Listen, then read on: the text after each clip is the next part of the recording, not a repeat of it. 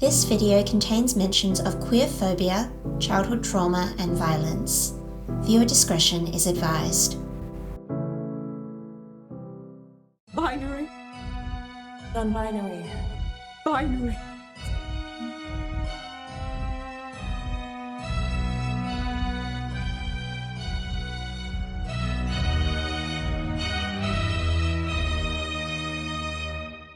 See? This is what happens when you think too hard about gender. If you wanna have to leave your home, just mess with a bottle of comb. You gotta make it to the woods if you can. If you can, if you can, you gotta make it to the woods if you can. So, Doctor Who The Star Beast aired recently to a mixed reception, and a lot of the criticisms were centred around this character, trans deuteragonist Rose Noble. Criticisms included that Rose Noble is a poorly written character, and that the reveal that she is non-binary doesn't make sense because she appears to be a binary trans woman, and her non-binariness is generally poorly incorporated into the narrative. And here's the thing, friends, I disagree. In fact, I would go as far as to say that this episode and Rose herself warmed the cockles of my non-binary heart. So let's find out why and take a deep dive into language. Let's start with criticism number 1. Rose is a weak character. From a quick Google, here are some things which define a strongly written character. Number 1, they must have distinctive personality traits and motivations. And number 2, they must evolve, becoming a different person at the end of the story to the one we met at the beginning. Let's start with number 1. Rose Noble is her own person, with traits which guide her actions and distinguish her from other characters. And to prove this, let's compare Rose with her mother Donna. Donna, aka the platonic ideal of a New Who companion, comes from a dysfunctional family and has grown up with Mother Sylvia, who, despite good intentions, expresses concern for Donna by constantly criticising her. Fortunately, she's also had the stabilising presence of her father and her grandfather Wilf, who support and encourage her. This creates a paradoxical belief in Donna, which is actually later mentioned in Wild Blue Yonder. She believes she's stupid and brilliant at the same time. Like me, Donna is a soft-scented chocolate and takes Sylvia's criticisms to heart, frequently citing that she is useless, stupid, or, most painfully, no one. Donna's best defense against these criticisms is to drown them out by shouting, and this learned behavior informs how she deals with conflict generally. As shown in The Star Beast, when confronted with a problem, in this case the bullying directed at her daughter, Donna responds with aggression. She raises her voice, makes threats to get them, and finishes with some iconic Donna metaphors. She says she will burn the world for Rose and promises to descend. Despite often feeling powerless, Donna demands respect from others and positions herself, through dialogue, as capable of inflicting serious harm should they dare to test her. As the Metacrisis Doctor says in Journey's End, Donna shouts at the world because no one's listening, and well, why should they? Now, let's look at Rose. Rose comes from a stabler home environment, at least until this happens, with loving and supportive parents. Sean describes Rose as the best girl in the world, and Donna, as we've already seen, will move mountains to protect her and praises Rose's creations in the shed. Even Grandmother Sylvia, who by now has fortunately learnt the error of her ways, affirms Rose's gender by calling her beautiful. Because of this, Rose is secure in herself, and she expresses it in a less hostile way. With Donna, we see lots of blunt, declarative sentences. Doctor, you can stop now. She's not collateral damage G.I. Jane. These sentences demand respect and compensate for inconsistent self-esteem in Donna. Rose's sentences, though she speaks with a confident tone of voice, have a lot of hedges in them. And for those who haven't splashed out on a linguistics BA, I highly recommend by the way, Hedging is a strategy we humans use to sound less sure of ourselves even when we know that we are 100% correct. This helps us to appease the person we're speaking to and avoid offending them. Listen to how Rose tells Donna, "Mum, I think you can come down now." Or when she checks the doctor for assuming pronouns, well, in both these cases, yeah, her tone of voice conveys confidence, but she's using a questioning intonation or adding "I think" to take away some of that confident edge. Rose is assertive, definitely, but she's not aggressive, and this makes her more approachable. Donna, on the other hand, would probably just call the doctor Dumbo or Spaceman. I've seen some people argue that Rose's line delivery, especially during the pronoun scene, is so aggressive or sarcastic that it clashes with the hedges in her speech, and this makes her appear passive-aggressive. I can see how her lines could appear confrontational, but personally, I pass Rose as being assertive here, not passive-aggressive. For me, assertiveness is communicating your point directly and respectfully, which I think Rose does here. It would be different if she went into a sulk, made a backhanded compliment, or complained about the doctor behind his back. These behaviours are indirect and could cause hurt. On another note, it can be especially uncomfortable to be confronted about pronouns in a society where we still aren't used to using any pronouns outside of he and she. Therefore, anytime the issue comes up, it feels jarring.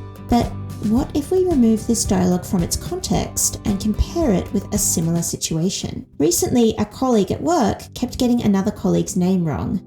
Eventually, my supervisor said, "You do know her name is Bella, not Brenda, right?" And like Rose, my supervisor was bluntly addressing an issue of misidentification. Also like Rose, her wording and tone of voice could have been construed as passive-aggressive. Yet, the moment slipped by without comment. Now, I'm not saying that anyone is wrong to dislike Rose's dialogue. It could be subtler. But I wonder if the novelty of a character discussing their pronouns makes this moment more significant than it otherwise would be. On a side note, misgendering and assuming pronouns, even when it's done without malice, can sometimes be hurtful and cause frustration. Is it so wrong, therefore, to challenge people on issues like this the way that Rose does? However you interpret it, we can see that Rose's approach differs from Donna's. We can predict how both women would react in these situations, and this is a sign of well-written characters. And if you want proof, look how both react when they meet the Meep. Donna calls it a space rat, while Rose's reaction is to care for it. Speaking of the Meep, you know how everyone wants a plush toy Meep for Christmas? Well, I have the real thing at home. This is Beethoven. He's part cat, part German Shepherd. Anyway, think how Rose greets the Meep here. "Hello, my name's Rose. I'm a human. Did you crash?" Rose acknowledges that they come from different planets, but her concern for the Meep indicates that the difference doesn't bother her. Rose has empathy for the Meep because she knows what it's like to exist on the margins. Which brings us to tonight's uninvited guest, transphobia. Strap yourselves in tight, folks. At the end of the episode, we learn that Rose identifies as non-binary, and for the uninitiated, non-binary means identifying outside the gender binary. You can identify as neither male nor female, somewhere in the middle, that's me, a little bit of both, or if you're agender, you might have declared independence and be living your best life on your own private genderless island. Good for you.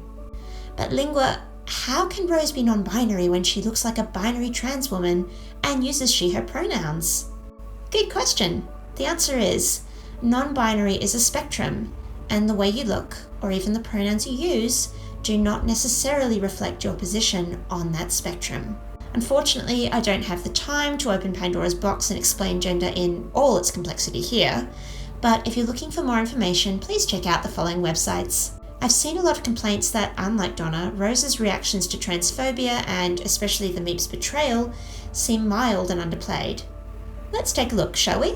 When dealing with her school bullies, Rose's approach is conflict avoidant.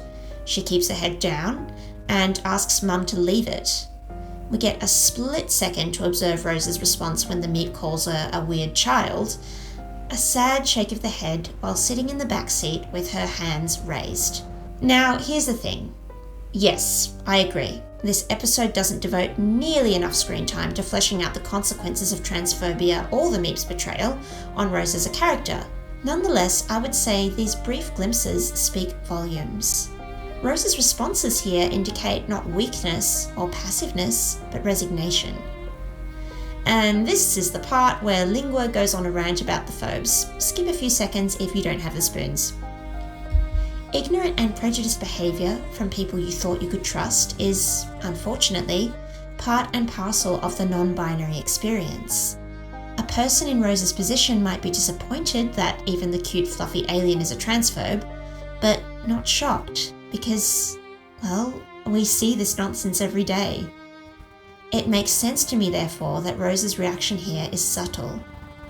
As for how Rose navigates transphobia, while yes, we all have a social responsibility to educate where we can. Safety first, friends. Reacting to prejudiced people the way Donna does by descending is not always an option when you're in a minority group. You can be vulnerable to misinterpretation or even abuse. Rose's behaviour makes her even more believable because it shows the complexity of responding to prejudice.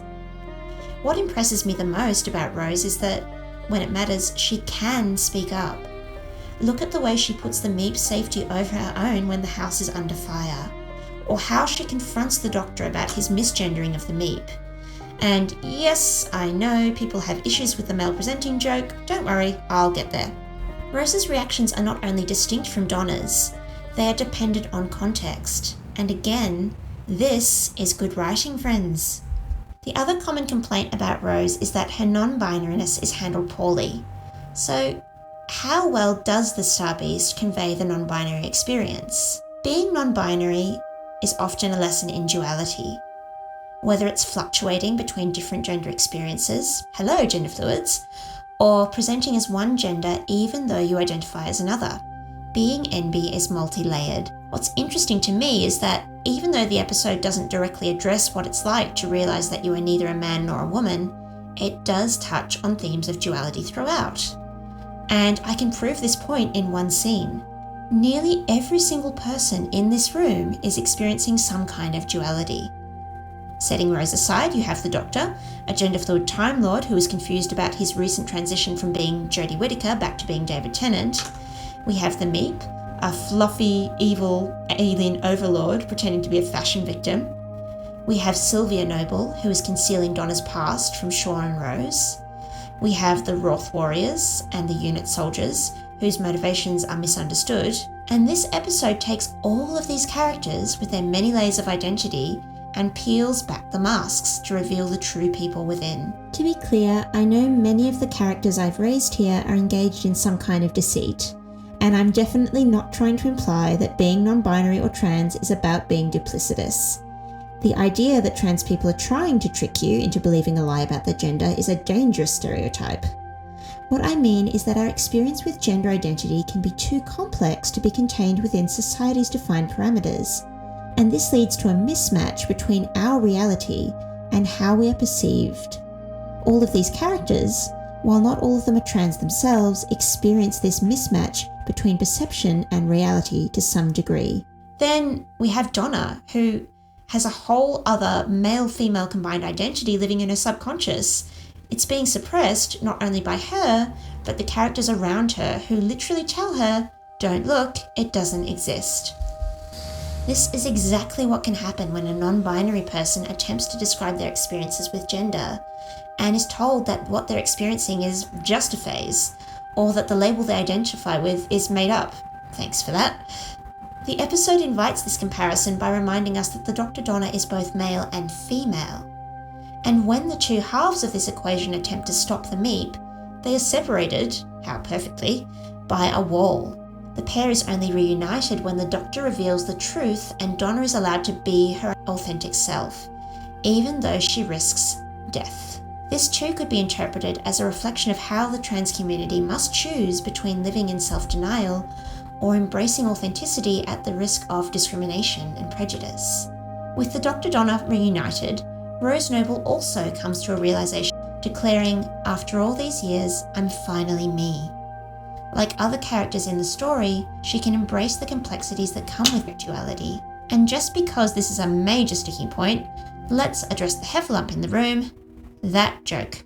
At the end of the episode, Rose and Donna resolve the metacrisis by releasing some pretty gold sparkles. Okay.